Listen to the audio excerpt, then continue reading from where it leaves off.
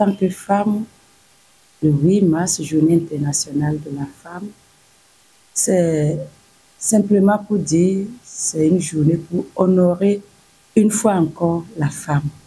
Une journée pour faire encore remuer dans les ménages des gouvernants que nous existons et qu'ils puissent penser à nous fortement dans les instances de prise de décision. Car il faut également la contribution des femmes.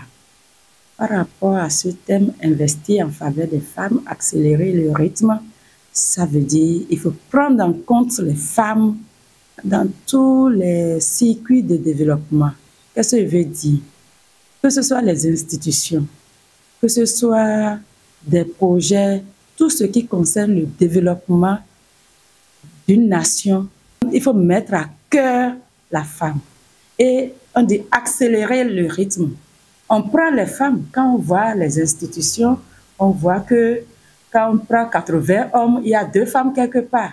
Mais quand on dit accélérer le rythme, ça veut dire ajoute encore plus, complète le nombre. Les femmes aujourd'hui sont capables. Les femmes aujourd'hui ont pratiquement les mêmes profils que les hommes. Je veux parler des diplômes, des connaissances. Donc, il faut faire au moins 2 tiers ou bien 2 cinquièmes sur 3 cinquièmes, si on peut le dire. Au lieu de faire 4 cinquièmes pour l'homme et 1 cinquième pour la femme, si on peut au moins atteindre 2 cinquièmes pour les femmes et 3 cinquièmes, c'est ce qu'on souhaite en disant accélérer, pour ne pas dire moitié-moitié, car ce serait trop demandé quand même. Aujourd'hui, on voit à travers les actions du gouvernement, par exemple, au niveau de la législature, on a beaucoup de représentation des femmes parce que le gouvernement a entamé une politique qui favorise la présence des femmes au niveau de l'Assemblée nationale. Donc, ce serait vraiment une manière encore de dire nous sommes reconnaissants aux gouvernants qui ont proposé cette méthode d'intéresser les femmes à la politique. Mais que ça ne s'arrête pas là. Il faudrait que dans les instances locales, par exemple dans les mairies, les conseils municipaux, les arrondissements, il faut qu'il y ait également une politique pour intéresser les femmes au niveau local. Parce que toutes les femmes ne sont pas censées, d'abord on ne peut même pas les envoyer comme ils l'ont fait à la politique, mais au niveau local, quand on voit les femmes paysannes qui ont compris, qui se battent pour apporter leur contribution à la communauté, il faudrait que l'État les motive, qu'elles apportent leurs connaissances et pratiques à la chose commune que les arrondissements, la mairie, parce que ce n'est pas que l'intellect, les connaissances livresques qui développent, mais il y a les connaissances des sachants qui sont au niveau de la localité, qui pourraient booster plus le développement local. Parce qu'aujourd'hui, on les appelle analphabètes parce qu'ils ne comprennent pas français. Mais quand on arrive dans les faits sociaux, ce sont elles les développeurs. Parce que ceux qui vont à l'école, ils restent dans les bureaux. Mais quand on va dans les champs, c'est la paysanne qui cultive. Donc, si une paysanne plus éclairée à travers les politiques que le gouvernement met en place dans les instances de prise de décision au niveau local, ça veut dire que cette paysanne va contribuer à partager l'information au niveau communautaire. C'est ça le développement. Donc, il faut encourager les femmes à tous les paliers de développement. Sur le plan culturel, on a beaucoup de nos sœurs qui n'ont pas été à l'école, mais qui chantent très bien en langue locale. Pourquoi ne pas faire leur promotion? On a beaucoup de femmes qui sont dans les jardinages, qui s'occupent sur le plan économique de la transformation agricole. Donc, toutes ces femmes, on devrait les approcher par une politique de développement rapprochée à la population de base. C'est ce que moi je peux dire. Une politique de développement rapprochée à la population de base et surtout des femmes. Parce que chez nous, par exemple, quand les hommes vont faire des buts dans les champs, ce sont des femmes qui font la semence, qui désherbent, qui récoltent, qui entretiennent le champ jusqu'à la récolte. Eux, ils font des buts et c'est fini, ça s'arrête là. Mais tout le reste, c'est la femme qui est à l'œuvre. Pourquoi ne pas encourager ces femmes et leur donner encore plus de formations pour maîtriser l'air culturel? Ça, c'est un pan. Je suis à la place des paysannes que je connais mieux parce que je fréquente mon village.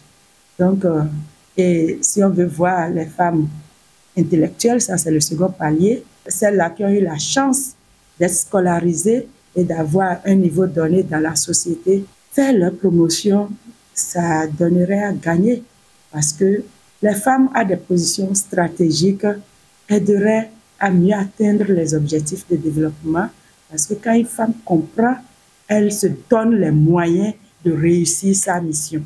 Voilà et l'effort que le gouvernement doit entamer encore plus pour que à chaque niveau, que ce soit à la présidence, que ce soit dans les ministères, que ce soit partout, qu'on ait à des niveaux stratégiques également des femmes pour pouvoir les motiver à se donner et à dire encore une fois à nos sœurs qu'on veut aussi amener avec nous, qui refusent aujourd'hui d'aller à l'école parce qu'au sommet, l'école ne donne plus à manger, qu'elles puissent comprendre que même si l'école ne donne pas tout de suite à manger, le fait de se développer, de comprendre à travers les connaissances livresques, on peut mieux lire la société autrement. Parce que c'est par là qu'on apprend la culture des autres.